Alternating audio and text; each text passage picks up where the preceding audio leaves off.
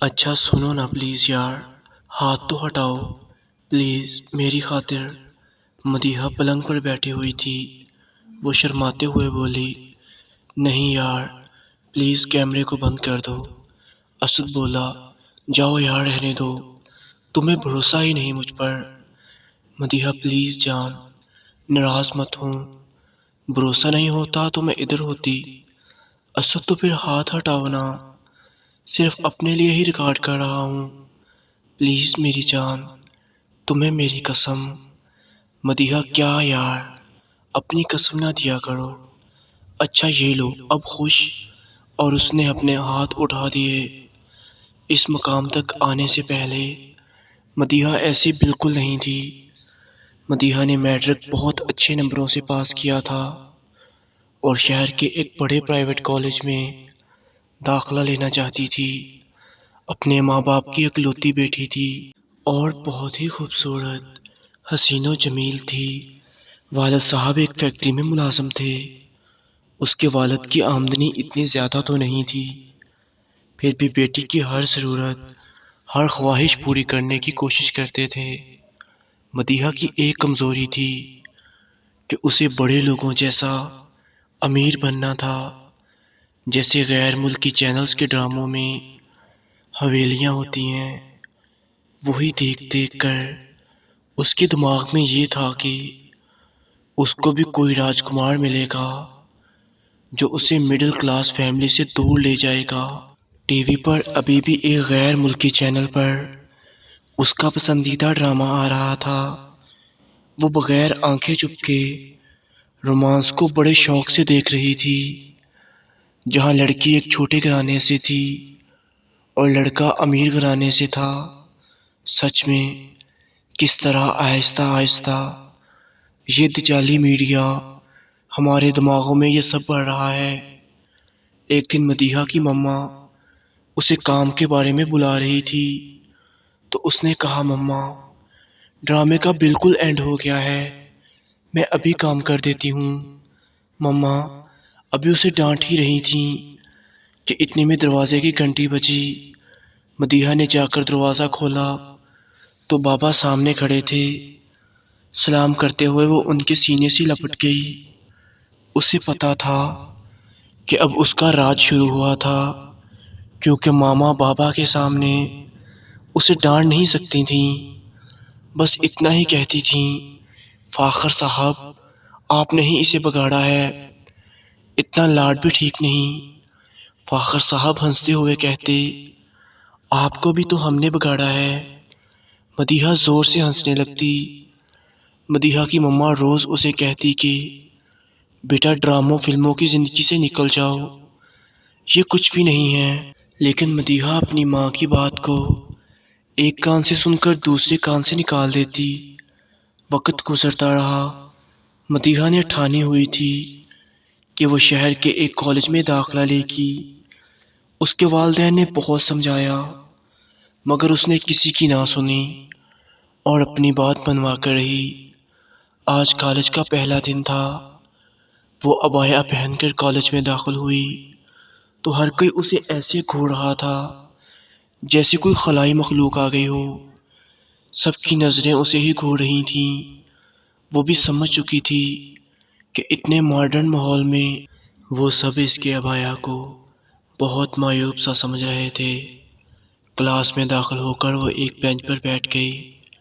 اس کے برابر میں ایک لڑکی آ کر بیٹھی جو مسلسل چیونگ چباتے ہوئے اپنا منہ چلا رہی تھی۔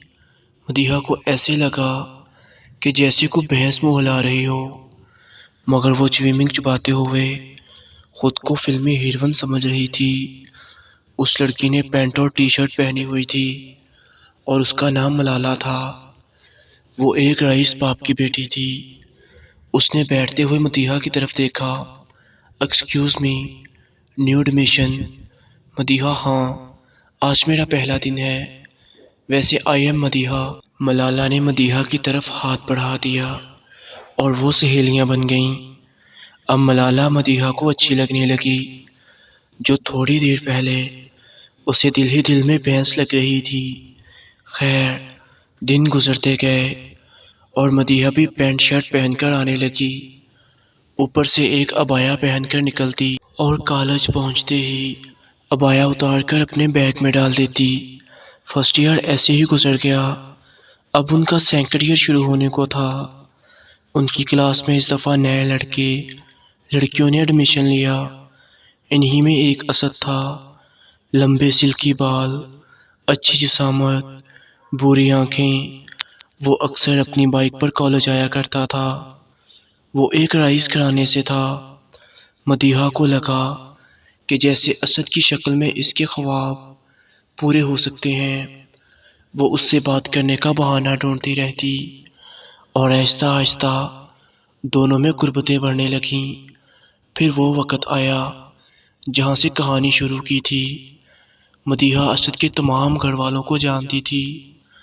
اسد بھی اس میں گہری دلچسپی رکھتا تھا، مگر جب بھی مدیحہ اس سے رشتے کے بارے میں پوچھتی تو وہ یہ کہہ کر ٹال دیتا کہ یار انجوائے کرو، ابھی تو اسٹڈیز ہو رہی ہیں، بڑے بھائی جمال کی شادی ہوگی، پھر میری باری آئے گی۔ وہ اکثر ملنے لگے تھے۔ اسد کے پاس اس کی کافی ویڈیوز تھیں۔ مدیحہ اکثر اسد سے کہتی کہ یار تم ان کو ڈیلیٹ کیوں نہیں کر دیتے، اور اسد یہ کہہ کر ٹال دیتا کہ ہاں یار کر دوں گا، ویسے بھی یہ صرف میرے لیے ہیں۔ اور پھر ایک دن ایسا ہوا،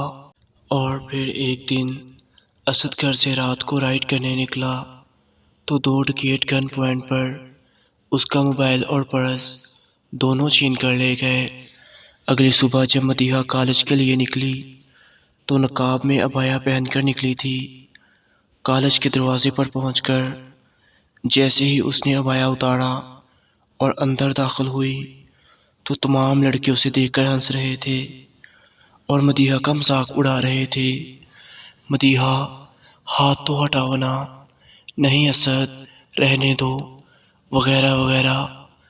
یہ سنتے ہی مدیحہ کے پیروں تلے سے زمین نکل گئی اور وہ تیز تیز قدموں سے کلاس کی طرف بڑھنے لگی۔ ابھی وہ کلاس میں داخل ہی ہوئی تھی کہ ملالہ جو بے صبری سے اس کا انتظار کر رہی تھی، اس کا ہاتھ پکڑتے ہوئے اس کو ایک کمرے میں لے گئی۔ ملالہ نے موبائل نکال کر ایک ویڈیو پلے کی۔ مدیحہ اسے دیکھتے ہی سکتے میں آ گئی۔ اس کا حلق سوکھنے لگا، مگر وہ کپکپاتی ہوئی آواز میں کہنے لگی یہ کیسے ہوا، اور اس کا لہجہ بھاری ہو گیا۔ مدیحہ نے فوراً اس موبائل سے اسد کو کال ملائی۔ مدیحہ کا دل بہت تیز دھڑک رہا تھا۔ دوسری طرف اسد کا نمبر مسلسل بند جا رہا تھا۔ وہ گھبرائے ہوئے لہجے میں ملالہ کی طرف دیکھنے لگی۔ یار اب کیا کروں؟ ملالہ نے اسے مشورہ دیا کہ فوراً گھر جاؤ اور گھر پر سنبھالنے کی کوشش کرو۔ مدیحہ جیسے ہی گھر کے قریب پہنچی تو گلی کے کونے سے ہی بہت زیادہ بھیڑ نظر آئی۔ وہ کانپتی ہوئی ٹانگوں کے ساتھ گھر کی طرف بڑھنے لگی۔ اس کے دل میں عجیب عجیب خیالات آ رہے تھے۔ آنے والے وقت کا سوچ کر اس کا جسم کانپ رہا تھا کہ کیا منہ دکھاؤں گی بابا کو۔ لگتا ہے سب کو پتہ چل گیا۔ اتنے لوگ گھر کے باہر کیا کر رہے ہیں؟ مختلف سوالات اس کے دماغ میں آگ بھر رہے تھے۔ 2-3 میڈیا والے بھی سامنے کھڑے تھے۔ وہ بھیڑ کو چیرتے ہوئے اندر داخل ہوئی اور سامنے کا منظر دیکھ کر اس کا دماغ چکرانے لگا۔ ایک زوردار چیخ کے ساتھ وہ بے ہوش ہو چکی تھی اور تقریباً 2 گھنٹے بعد اسے آہستہ آہستہ ہوش آنے لگا۔ آنکھیں ابھی بھی بند تھیں، مگر کانوں میں لوگوں کی آوازیں آ رہی تھیں۔ کیا لڑکی ہے، ماں باپ کو کھا گئی، بے شرم، بد چلن، بےہودہ لڑکی۔ اس کی آنکھیں آہستہ آہستہ کھلیں تو بابا اور ماما دونوں سفید کفن میں لپٹے فرش پر بے جان پڑے تھے۔ ان دونوں نے خود کو پھندا لگا کر خودکشی کر لی تھی۔ جب مدیحہ کو ہوش آیا تو ایک کیمرہ مین اور رپورٹر اس کی طرف بڑھے۔ جی تو ناظرین، اس لڑکی کو ہوش آ چکا ہے جس کی پڑھنا MMS کی وجہ سے اس کے والدین نے خودکشی کر لی، تو کیسا لگ رہا ہے آپ کو؟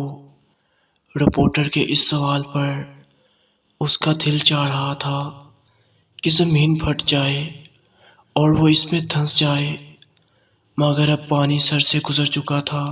اب وہ بت بنی 2 دن تک وہیں گمسم بیٹھی رہی، جیسے پتھر کی بن گئی ہو۔ اس کے بعد تمام محلے والوں اور رشتہ داروں نے اس کے ساتھ تعلق ختم کر دیا۔ تو دوستو، کیسی لگی آپ کو یہ ویڈیو؟ دوستو، اس ویڈیو میں کس کا قصور ہے؟ آپ کمنٹ باکس میں ضرور بتائیے گا۔ والسلام۔